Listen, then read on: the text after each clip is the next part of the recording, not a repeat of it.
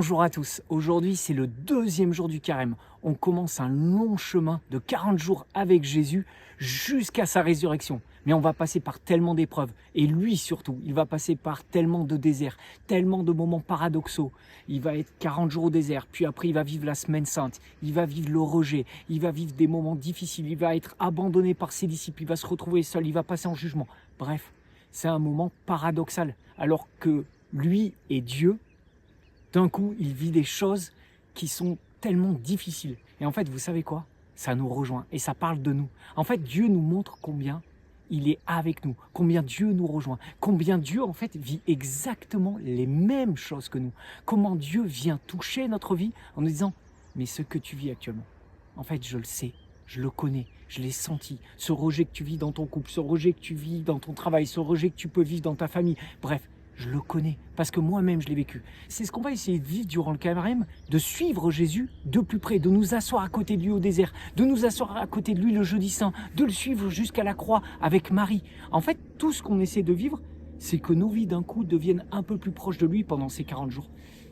Et il y a un paradoxe avec Jésus, parce que lorsqu'il faut le suivre, d'un coup on prend la route apparente où on a la sensation que d'abord lui il perd sa vie, mais nous aussi d'une certaine manière.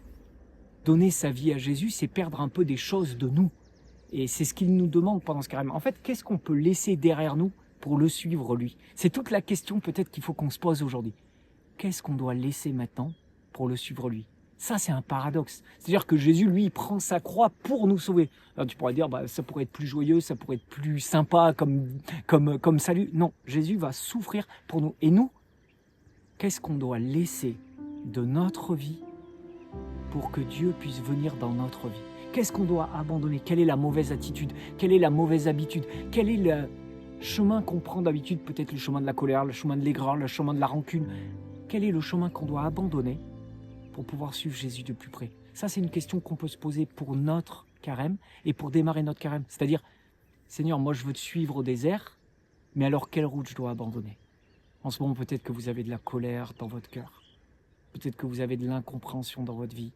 Peut-être que vous avez des choses en ce moment qui vous abattent de tristesse. Peut-être que vous avez des décisions à prendre et que vous ne savez même pas ce que vous allez faire. Il y a 40 jours où Jésus vous propose de s'asseoir à côté de lui et maintenant de le suivre de plus près.